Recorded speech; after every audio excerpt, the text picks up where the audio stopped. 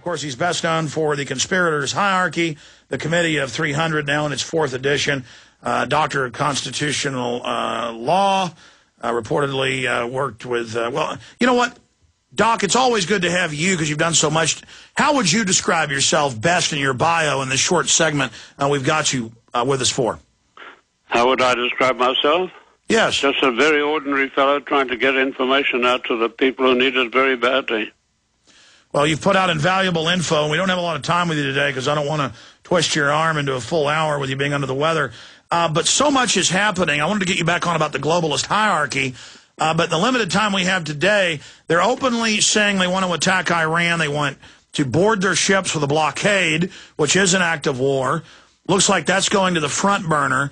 I see this oil spill as a diversion while they get their internet censorship bills passed, their carbon tax passed.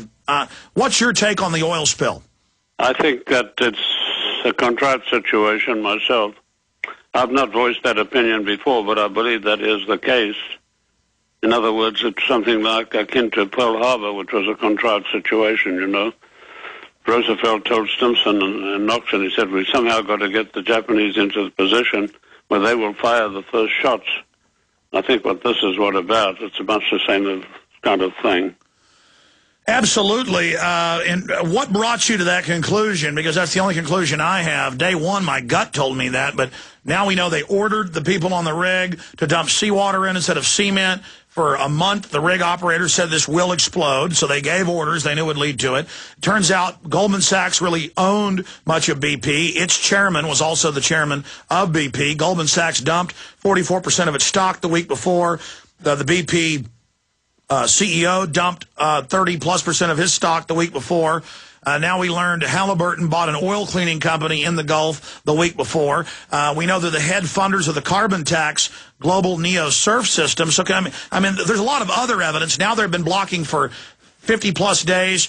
The governors and others trying to clean up the oil themselves. And Obama says the carbon tax is the answer.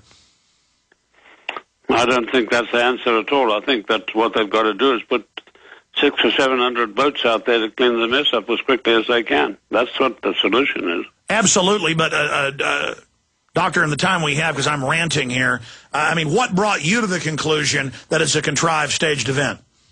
I've seen so many of these things in the past, in history itself, like to go back to the Second World War. They got this supposedly insane Dutchman to fire some shots. And they said, oh, this was something done by one of the nations, and this cause for war. So there's so many things in history that have been similar to this.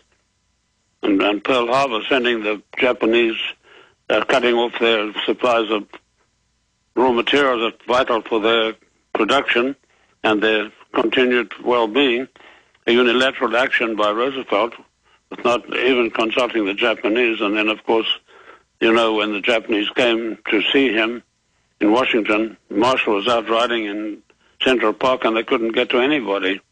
Of course, I have no brief for the Japanese attacking Pearl Harbor. It's inexcusable. But nevertheless, this is the kind of thing that happens. These contrived situations are made from time to time when it suits the purpose. And we all know that the Committee of 300 are the people pulling the strings, mainly, from every situation, from every angle. That's right, and if they have to sacrifice the name of BP, formerly Anglo-American Oil, they'll just change the name again, and BP has always been at the heart of pushing the global carbon tax to fund the world government, and then now notice it was a BP rig that this happened with. I don't know if you remember that what happened in the time in Iran when they had the big blow-up there and things went completely wrong. And that was called the American Oil, or Aramco, and it was called a whole lot of other names. It was only after that disaster there that they changed the name to British Petroleum. That's right. BP. That's BP. right. So it's very easy to change names. Absolutely. That's what DynCorp did after they got caught involved in sex slave trafficking. Well, Doc, in the limited time we have here, and again, we're going to nail you down for next week, so much is happening in the world. What's your concern dealing with Iran? Do you see frightening movements towards war with Iran? I see that, in my opinion, for what it's worth, war in the Middle East is almost imminent. I see this as where it's heading.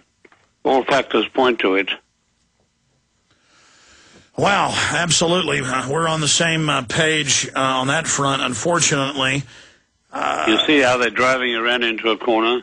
They're doing everything they can to. And Russia has disgraced itself by reneging on their contract, which they've had since 2003, to supply the S-300 anti-aircraft missile system. It's probably the best. It is not probably, but certainly the best in the world that could shoot down aircraft from 75 miles away and not miss, because each missile has its own guided system which cannot be jammed. Once fired, it's bound to hit its target. And so they stopped supplying that to make the way easy for them to attack Iran. That's next on the cards, which I think will lead to a major conflagration in the Middle East. I think that Putin has completely disgraced himself and Russia in this move. So Lord knows what they're up to. Russia had been claiming that they were going to not go along with an attack on Iran, but they are now, it looks like, starting to renege on that. Also, as you mentioned, Venezuela. What pressure do you think was brought to bear on Russia? By the United States? Yes. Oh, a great deal. They've sent several envoys over there to talk with Medvedev, who, by the way, is not exactly the brightest of people, but Putin had to step down because of their constitution. And Medvedev, of course, does whatever Putin tells him in the background. So I think they went to put a lot of pressure on Russia, a tremendous amount of pressure on Russia, to join in the game. China's gone along very, very reluctantly, but of course, and I think that they'll find Iran a very, very hard nut to crack. They have their militia called the Pasdarans, of about 1 million men, very well trained. They have their regular army, which is an enormous size. And you know, Iran itself was 10 times the size of Iraq. Since we found such a terrible job on our hands trying to subdue Iraq, how on earth are we going to do the same thing to Iran? I think it's a physical impossibility. I think it's beyond the capabilities of the United States military powers as it stands now. Well, Doctor, in closing, and we'll talk more about it next week, you write time and time again as a theme in your many books about the intentional destruction of the United States by design. We've been the empire for the Anglo-American Committee of 300. We've been the funding mechanism. But as we get towards the end and the formation of world government, clearly they want to pin all their crimes on us. Why do they want to destroy the goose that laid their golden eggs of tyranny and empire? And where do you see all of this basically winding up? What's their end-game strategy? The end game, as I said before, the end game is to usher in a new world order inside of one world government, which will be the Committee of 300. And the way to do this is, first of all, destroy the most powerful nation in the world, the United States of America, which is a temporary expedient, and they feel that they can, once this is up and running, they can revive the patient by applying all the necessary techniques. It's like a person who gets knocked temporarily unconscious, you know, give them oxygen and all kinds of stuff, and in a very short while they recover. So they've got such faith in the United States, and rightly so. It's a tremendous economic power, and its powers of recovery have been proved many, many times, even after the huge disaster of Woodrow Wilson in World War I. And I'm sure that they know as well as I do that the United States can very quickly be resuscitated once the objective has been achieved. Amazing. I know some of your listeners may think I'm off the wall, but the surprising thing is, and I don't like to toot my own horn, but I've made about 500 predictions in my lifetime, and almost all of them have come to pass. And no, I'm not some kind of... No, I know you have on record, but I mean, what is their final plan then for the United States? Final plan will be the United States be the premium, the number one country inside their showcase country inside the New World Order, one world government. That's their plan. They can't dispense with the United States altogether. It's too important an organization from an economic point alone. So it has to remain viable. And, of course, once this organization is in place, and it's not a new thing, you know, they've been trying this since the days of King George III.